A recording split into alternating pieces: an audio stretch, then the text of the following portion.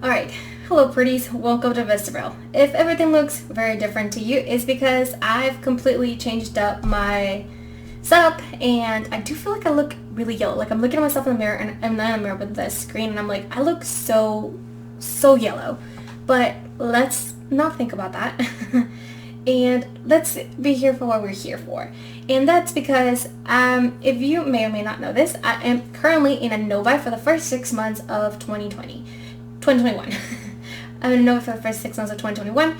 And I've been tempted, y'all. I've been tempted by one of the brands that I would never think would ever tempt me, which is Urban Decay.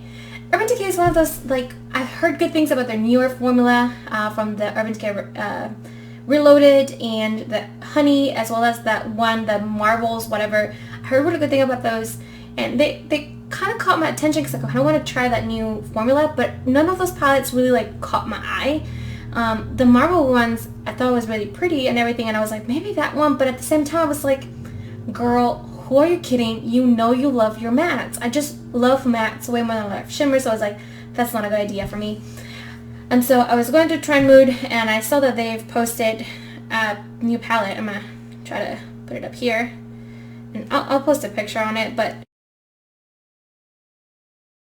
here is just a quick. It's the Naked Wild West, which, does anybody else think that Urban Decay just needs to drop the whole naked thing? It's okay to have a palette be in the same packaging as your naked palettes and not be a naked palette.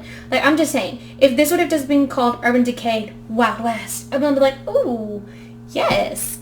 Also, this palette really reminded me of the Urban Decay Born to Run palette, which is another palette that tempted me. That is the last time I was tempted by an Urban Decay palette, when they came out with that one, the Born to Run. However, I just didn't I didn't feel like it was worth the investment, because I heard a lot of mixed reviews as to whether or not the formula was consistent within the same palette, and I was like, it's just not worth the risk. So I decided not to buy it. Now, here we are, 2021. I'm really interested in this palette. I'm in my no-buy, so I decided to bring back a video that I did when I first, started my YouTube journey in the beginning of 2020. And it's called DUPE. Essentially, I'm just kind of trying to dupe this palette with shades in my collection. Most of the shades that I've got are ColourPop, so this is the palette that I came up with, and I feel like it's really close. There's the two biggest differences, and I talk about this when I go over like the actual shades. But this shade right here, there you go. This is Heavenly for ColourPop. This is supposed to be a dupe for the Bud shade, which is that teal, like metallic shade.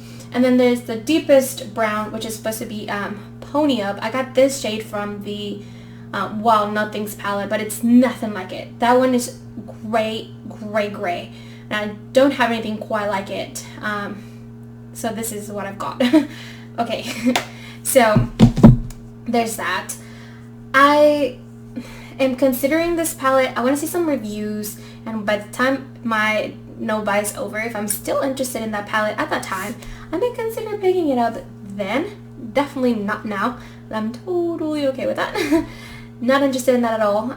But we'll see what the reviews say, because I just feel like Urban Decay is somewhat inconsistent sometimes. But yeah. Anyway, this is what my swatches look like, and this is horrible. Okay, I'm going to do, like I said, a close-up, and we'll go over that in detail. But for now, see you in a bit.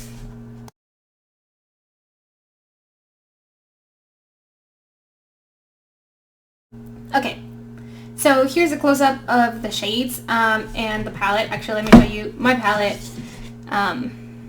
Ooh, there you go. So this is what my palette looks like. It is not exact, but I feel like I can get a similar vibe from this, from what they're doing. So let's just, get down to it.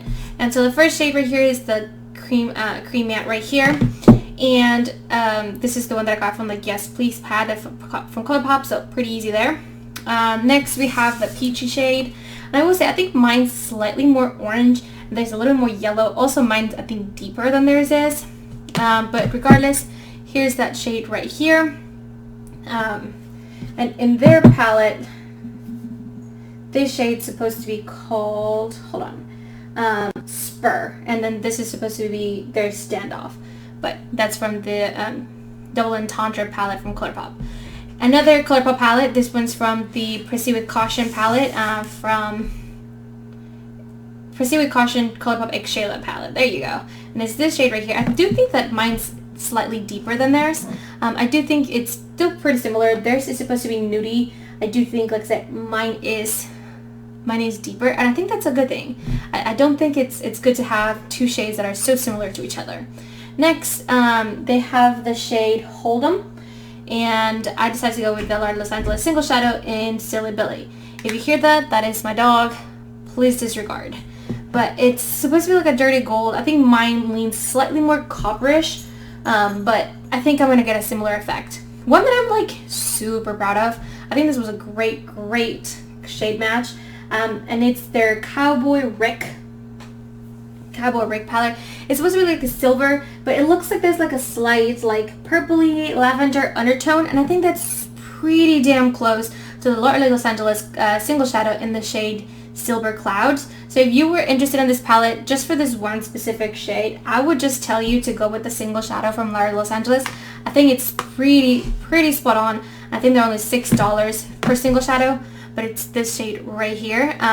My camera is not picking up those purpley undertones like at all. There's beautiful like purple pink shift, like slight shimmer underneath this shade, and it's just beautiful. But yes. Alright, next is Loretto. I can honestly say I didn't have anything quite like it, but I like the shade that I picked. Theirs is definitely deeper. Mine is from the Wild Nothings palette. I think it's Come Together, something like that. I know I'm probably wrong, but it's this shade right here. It's supposed to be a cool toned brown. This might actually be Maverick from the Persona Cosmetics, the original. Might be a better shade match, but since it was in magnetic, I decided not to pull it out. But I do think I'll get a similar effect with it, with this one right here. So I am okay with it, and I do feel like I can deepen that up if I wanted to. But that would be the equivalent to Loretto. Then you have Bud. I can honestly say my shade match is not nearly as good as theirs. This is a lot more pigmented, a lot more teal. I think maybe the Jaclyn Hill palette teal might be a better shade match. Again, that one's not a single shadow that I can just pop out, so I decided to go with my own. And I decided to go with Heavenly from ColourPop. I do think mine leans a little more aqua, more mint, and the camera is not picking up those green undertones that I'm seeing in person, but I'm seeing them. So there's that. I do think this is a little more subdued than theirs. Theirs looks a little more pigmented. Again, I think the Jaclyn Hill palette would be a really good match. Actually, I'm going to pull it out because now I'm curious. So I have the Jaclyn Hill palette right here, and see, this just leans, and I'm looking at the shade right here, this just leans a lot more blue than theirs does. So I don't think that would be a good match. Maybe if you were to like layer this one in that shade, that would be better, but not right now. Okay, moving along. So I'll put that to the side, get back here. I still like my shade, and I went with Heavenly, which is a ColourPop single shadow right here. Alright, the next one I got from the Double Entendre palette. I will say that I think mine is a little bit lighter. Theirs is called Rustler, but it's supposed to be like a bronzed, like a bronze brown, I don't know, shimmer kind of shade. I do think mine's a little bit lighter, like I said. I was also thinking about grabbing one for the Persona Cosmetics, but again, that one's not magnetic, so I decided to go with this one instead. Regardless, I think I can get a pretty similar effect. This is just residue from the green right here, so disregard that if you're looking at that. Alright, the next three I actually got from the same palette, which is the ColourPop X Raw Beauty Christy palette. So this one here is the ColourPop Rainer, but in theirs it's called Ghost Town. I think this one is pretty spot on. I think Ghost Town might be slightly deeper, but I feel like I can get a very similar effect, and I definitely didn't build this shade all the way up like I could have. So, you know, there's that as well. Then you have, I don't remember what it's called. Is it Emerald City? I think it's called in the Raw Beauty Christy palette. I can't remember now, but anyway, in theirs it's called Text. I do think that Text is slightly more blue toned than this one right here, but I feel like, again, you're gonna get a pretty similar effect, so I'm pretty happy with that. And I skipped Whiskey, or rather, yeah, I skipped Whiskey, my bad. So this brown right here is also from that Raw Beauty Kristi palette, and I can't remember what it's called at all, but it's next to a Marita. But this one is called Whiskey in the, or the shade that corresponds to in the Wild West palette is called Whiskey. And I think that's, again, these three I feel like were really, really close, and I was really happy with that. And then the last shade, this shade is the one I honestly have nothing like it. Like nothing like that at all. It's like a dark gray, almost black shade. And the best I could come up with was this like more cool toned brown, more neutral, more cool toned brown that I got from the Wild Nothings palette from ColourPop. That's the last shade in there. I can't remember the name, but it's called in the Wild West palette, it's called Pony Up. And this is what my palette looks like. Anyway, I'm gonna leave a picture from Trend Mood with all the swatches, and you can tell me how close you think I was.